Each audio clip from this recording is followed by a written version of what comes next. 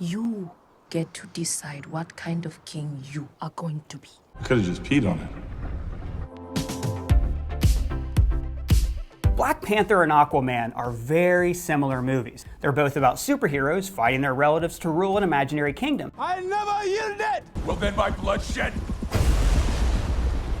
do the gods make known their will? But Aquaman is just a good superhero movie, Permission to come aboard. while Black Panther is going to be remembered as a high point of the genre for years to come. Now I want to make this clear from the top. I like both of these movies, but for very different reasons. Aquaman is fun, stupid, dump out your action figures in the bathtub and bash them together kind of fun. There's crab people, an octopus plays the drums, Mary Poppins is a kraken. Who are you?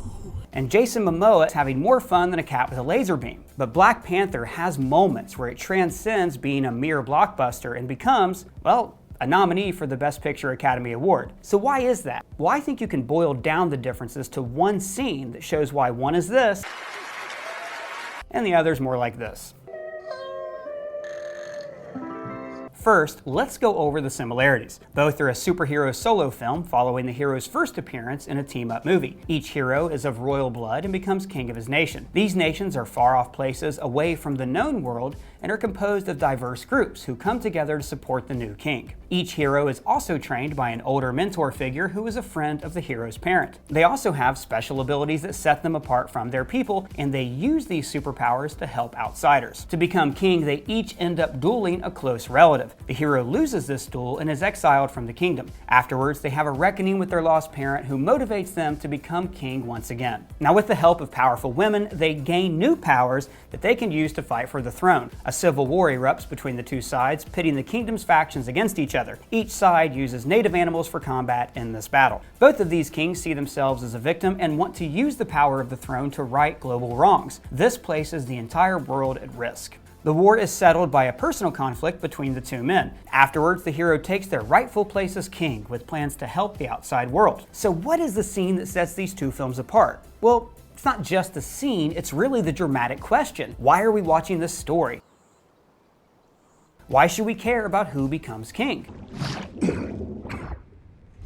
And that question is apparent when the hero and villain duel for the first time. First, let's look at Black Panther's waterfall fight with Killmonger. We've already watched a similar fight with M'Baku, which was framed more as a celebration.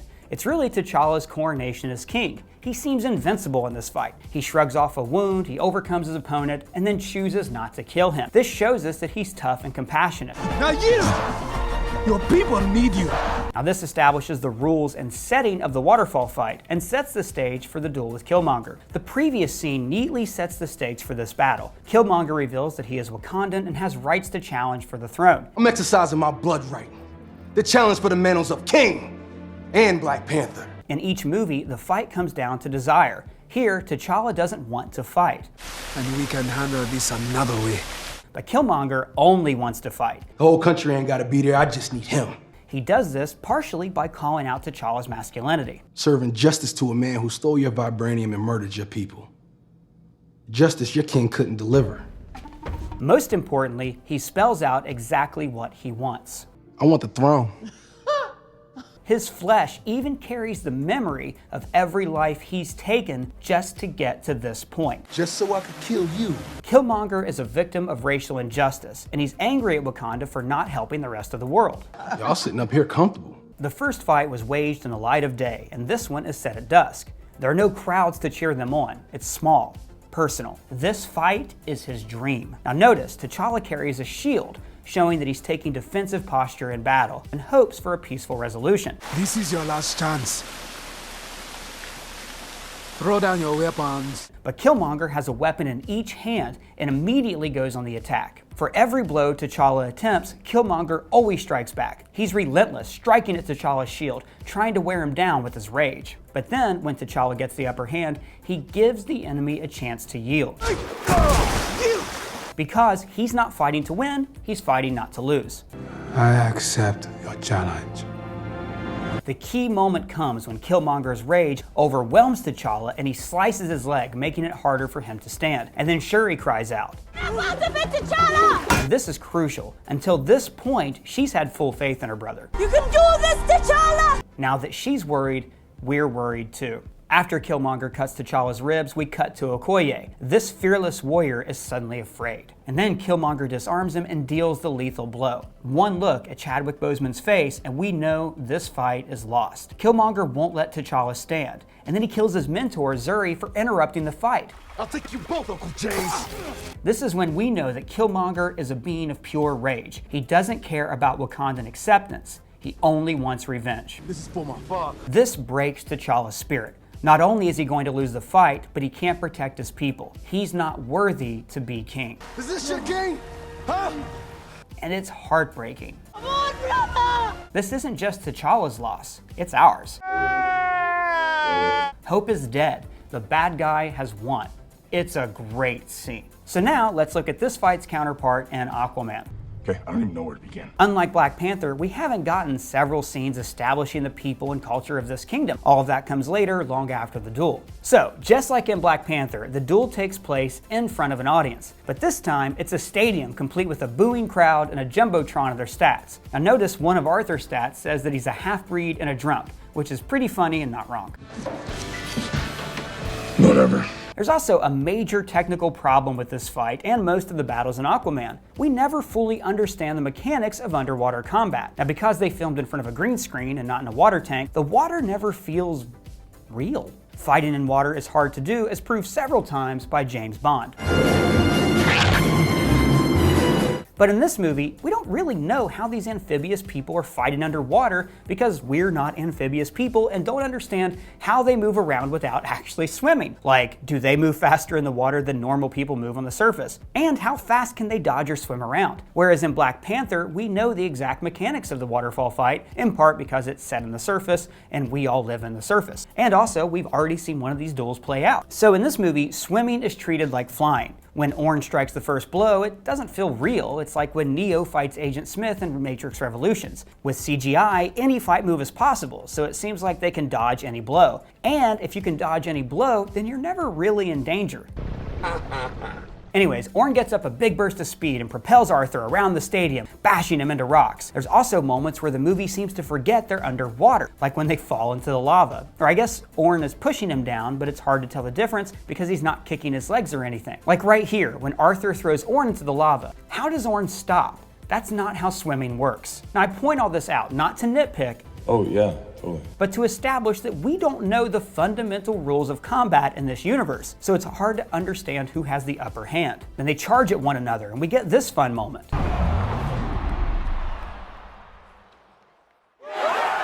But this shows us that the movie isn't worried about actual dramatic tension. This audience proxy is telling us that we're here for a good time. Now contrast this with the crowd in Black Panther, who exist to raise the dramatic stakes. And to be fair, we do get a few cutaways of Vulko and Mira looking worried, but since they both already said Arthur was going to lose, it's not like they had their hopes up. A formidable fighter on land, but here you're out of your element, literally. So they end up on a rock, where Orn finally wins by bashing Arthur really hard, similar to Killmonger's victory. Like Killmonger, Orn glows, but this time the worried female co-star intervenes and saves the hero's life.